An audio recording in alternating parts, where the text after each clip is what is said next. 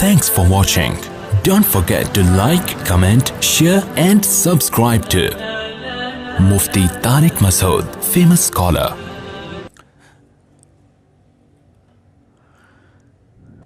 پچھلے درس میں یہ آیات چل رہی تھیں کہ اللہ تعالیٰ نے فرمایا کہ اے نبی آپ مکذبین کی اطاعت نہ کریں. سورہ قلم. جو لوگ بھائی اس کو چلا دیں یار، جو انکار کرتے ہیں آخرت کا ان کو فالو مت کریں، کیونکہ جو آخرت کا انکار کرے گا نا اس کی زندگی کبھی بھی سیدھے راستے پہ نہیں ہو سکتی. اس کو قانون سیدھے راستے پہ چلا سکتا ہے، لیکن قانون انسان کے بنائے ہوئے قانون بھی ناقص اور نگرانی بھی ناقص. لوگ کیمرے لگا دیتے ہیں، وہ کیمرہ ہی چوری ہو جاتا ہے.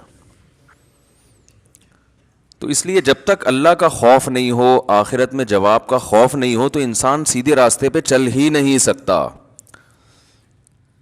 ناممکن ہے یہ. وہ مشہور واقعہ ہے نا، ایک تو بیان شروع ہی واقعات سے ہو جاتا ہے تو یہ پھر کیا کریں. وہ ایک تقریب میں ایک خاتون کا لاکٹ چوری ہو گیا، بڑا قیمتی لاکٹ تھا. اب میزبان نے اعلان کیا بھائی یہ بڑا قیمتی لاکٹ ہے، اللہ کا واسطہ جو جس کا ہے دے دو. لوگوں نے کہا ایسے تو جو بھی دے گا وہ پکڑا جائے گا، کہ وہ سب کو پتہ چل جائے گا چور ہے، تو چور کا راز بھی فاش نہ ہو اور لاکٹ بھی واپس آ جائے. اس کا طریقہ یہ کہ لائٹ بجھا دو، خوبصورت سا پیالہ رکھو، بھائی جس نے لاکٹ چرایا ہے اس کو اللہ کا واسطہ دو، بولے بھائی چپکے سے اس میں ڈال دو، کسی کو پتہ بھی نہیں چلے گا، لاکٹ بھی آ جائے گا. لائٹ آف کر دی گئی. پہلے تو ڈرایا گیا، سمجھایا گیا، رونا دھونا کیا گیا، بھائی اللہ خیال تھا ترس آ جائے گا چور کو. تو لائٹ بجھا دی گئی. لائٹ کھولا تو دیکھا پیالہ بھی غائب ہے. صحیح ہے. لائٹ آن کی تو دیکھا کہ پیالہ بھی غائب ہے. تو آخرت کا خوف نہ ہونا تو پھر انسان پر کوئی نصیحت اثر نہیں کرتی، اور آخرت کا خوف ہے تو بہت ساری چیزوں سے بچا رہتا ہے. ہمارے ہاں جو مسلمانوں میں کچھ جرائم ہیں، کچھ نہیں بھی تو ہیں نا، بہت ساری ہم میں خوبیاں بھی تو ہیں، جو برائیاں نہیں ہیں. وہ کیوں نہیں ہے؟ آخرت کا خوف. ڈر ہوتا ہے یار، جانا تو ہے نا قبر میں. تو اللہ نے اس لیے حکم دیا مکذبین کو فالو مت کرو. اور ہم صبح و شام جن کو فالو کرتے ہیں وہ مکذبین ہی ہیں سارے. وہ آخرت پر ایمان نہیں ہوتا ان کا، ہوتا ہے تو ایسے کمزور. تو وہ کہاں سے آپ کو سیدھے راستے پہ چلائے گا بھائی؟ وہ تو پیسہ، شہرت، عزت، صحت، یہ 4-5 چیزوں میں گھماتا رہے گا آپ کو. عزت، پیسہ، شہرت. ہم جب چھوٹے تھے، حضرت اپنے شیخ حضرت مفتی رشید احمد صاحب رحمہ اللہ کی مجلس میں ہم جا کے بیٹھنا شروع ہوئے، تو اہل اللہ کی، ولی اللہ ہونے کی ایک علامت یہ ہوتی ہے کہ ان کی صحبت میں بیٹھ کر دنیا کی محبت کم ہوتی ہے. سمجھ رہے ہیں نا؟ دنیا کی محبت یہ اہل اللہ کی علامت ہوتی ہے. انسان کو زیادہ دولت، پلاٹوں، جائیداد، یہ باتیں کرنا اچھا نہیں لگتا. کام کرتے زیادہ باتیں نہیں کرتے، اس میں اس کو اچھا نہیں لگتا. یہ اس کی علماء مثال دیتے ہیں کہ جیسے واش روم ضرورت تو ہے، تو ضرورت سے انسان جاتا ہے واپس آتا ہے، وہاں کوئی شوق سے نہیں بیٹھتا کہ یار مجھے بڑا اچھا لگ رہا ہے تو میں یہیں بیٹھا ہوا ہوں، بیگم یہیں کرسی لے آؤ، یہیں ڈال کے بیٹھتا ہوں، یہیں چائے پیتا ہوں، یہیں مطالعہ کروں گا. کوئی کرتا ہے ایسے؟ ضرورت سے جاتا ہے بھائی نکلو. تو ضرورت تو ہے دنیا کی، ہر شخص کو ہے، پیٹ اللہ نے لگا دیا. عزت بھی ہر ایک کی خواہش ہے، عزت بھی انسان کے لیے ضروری ہے، بہت سے مصیبتوں سے بچا رہتا ہے عزت کی وجہ سے. صحت تو بہت ہی ضروری ہے، وہ تو ہم بھی بیانات کر چکے ہیں، اسلام کا حکم ہے صحت کی حفاظت کرو. لیکن ان چیزوں سے دل لگانے کی اجازت نہیں. دل بڑی قیمتی چیز ہے، یہ بہت سوچ سمجھ کے لگایا جائے گا. دیکھو دل ایسے کو دیا جاتا ہے جو دل کو پریشان نہ کرے. کیا خیال ہے؟ بات سے بات نکلتی ہے، موضوع چینج ہو جاتا ہے. سورہ قلم لے کے چل رہے ہیں، لیکن چلو یہ بات بھی تھوڑی سی کمپلیٹ کر دوں. سکون کہاں ہوتا ہے؟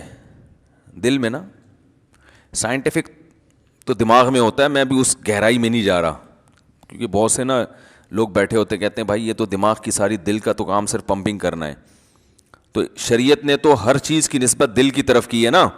دل میں سکون، دل میں غور و فکر کرو. تو اس کی کیا وجہ ہے یہ ایک الگ ٹاپک ہے. ابھی میں اس پہ چلا گیا نا کہ بھائی اسلام نے دل کو کیوں متوجہ کیا کہ ان کے سینوں میں دل نہیں ہے یا ان کے دل سخت ہو چکے ہیں. سخت تو اصل میں ان کی کھوپڑی ہوئی ہوتی ہے، دماغ سخت ہو گیا ہوتا ہے، اثر نہیں ہو رہا ہوتا. تو وہ ایک الگ بات ہے، اس کے میں اشکال کے جواب دے بھی چکا ہوں، ابھی میں اس طرف نہیں جاؤں گا. لیکن عام محاوروں میں نسبت دل ہی کی طرف ہوتی ہے. بھائی ہم نے تمہیں اپنا دل دے دیا، اس کے تمہارے دل میں اس کی محبت نہیں ہے. تو اس محاورے میں آپ کی دل سے جو مراد ہوتی ہے میری بھی فی الحال وہی مراد ہے، تاکہ بات آگے چلے نا. تو سکون کا محل کیا ہے؟ دل. خوشی کا محل کہتے ہیں جگہ. خوشی کس جگہ پہ ہوتی ہے؟ دل میں ہوتی ہے. غم کہاں ہوتا ہے؟ دل میں. کہنا تم نے میرا دل دکھا دیا، تم نے تو آج میرے دل کو خوش کر دیا. تو انسان صبح و شام سکون کے لیے کوششیں کرتا ہے، خوشی کے لیے کوششیں کرتا ہے. تو خوشی کے لیے انسان کی جو کوششیں ہوتی ہیں، تو جب ان کوششوں میں کامیاب ہوتا ہے تو خوشی محسوس کہاں ہوتی ہے؟ دل. تو پتہ یہ چلا، دیکھیں انسان خوش ہوتا ہے اپنی محبوب چیز کے ملنے سے، ایسا ہی ہے نا. تو دل کب خوش ہوگا؟ جب دل کو اس کی محبوب چیز ملے گی. دل چاہ رہا ہے یہ کھا لو، کھاؤ گے تو خوش ہو جاؤ گے. دل چاہ رہا ہے یہ کر لو، وہ کام کر لیا تو خوش ہو جاؤ گے. دل چاہ رہا ہے کہ یہ چیز مل جائے، گاڑی مل جائے، مل جاتی ہے تو دل کیا ہوتا ہے؟ خوش ہوتا ہے. تو سارا جو مسئلہ ہے نا وہ ہے دل کا. تو یاد رکھیں کہ دل کو خوش کرنے کے لیے یہ ضروری ہے کہ اس کو اس کی محبوب چیز ملے. تو جن چیزوں سے دل کو پہلے سے محبت ہے نا وہ انسان کو ملتی نہیں ہے. ٹینشن والا مسئلہ یہ ہے. آپ کہیں بھائی جو اتنے لوگ خوش ہوتے ہیں ان کو ان کی دل کی پسندیدہ چیزیں مل جاتی ہیں تبھی تو خوش ہوتے ہیں نا. بھائی مسئلہ ایک دل میں بہت بڑا فالٹ یہ ہے کہ اسے اس کی جب محبوب چیز ملتی ہے تو اس کے دل میں اس سے زیادہ کی خواہش پیدا ہو چکی ہوتی ہے. سمجھ رہے ہیں بات کو؟ لہذا یہ پہلی مرتبہ میں تو اس سے خوش ہوتا ہے، اس کے بعد پھر یہ اس سے خوش نہیں ہوتا، اس سے زیادہ مانگتا ہے. ہمارے ایک دوست ہیں، اللہ نے ان کو مالی وسعت دی، وہ ایک زمانے میں بڑی غربت تھی، تو مجھے اپنا واقعہ بتا رہے تھے کہ یار جب ہم غریب تھے، مدرسے میں پڑھتے تھے، کہتے ہیں تو میں نے اس وقت کہیں سے ہمیں یاد ہے ایک پراٹھا آ گیا کہیں صبح ناشتے میں سوکھی روٹی ملتی تھی.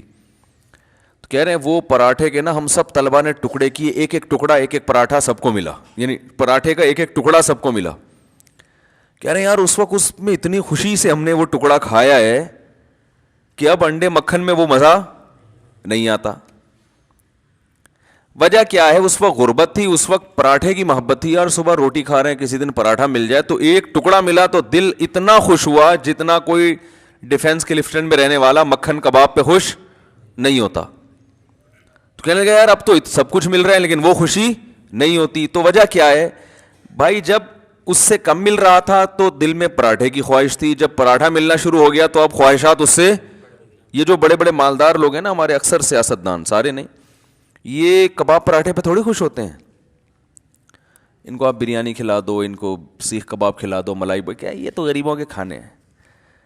بھئی اب کیا کھانا ہے؟ آپ نے کباب بھی کھا لیے، پراٹھے بھی کھا لیے، آپ نے جو ہے وہ نہاری بھی کھا لی، بریانی بھی کھا لی، برگر بھی کھا لیا، پیزا بھی کھا لیا، ایسی ایسی خوراکیں، ترکی کی ڈشیں آپ نے کھائی ہیں، جاپنیز ڈشیں آپ نے، جو ان کا دل چاہتا ہے کھاتے ہیں، لیکن ان کو اس میں وہ مزہ نہیں آتا. یہ کہتے ہیں وہ جائیدادیں کھلاؤ اب ہمیں.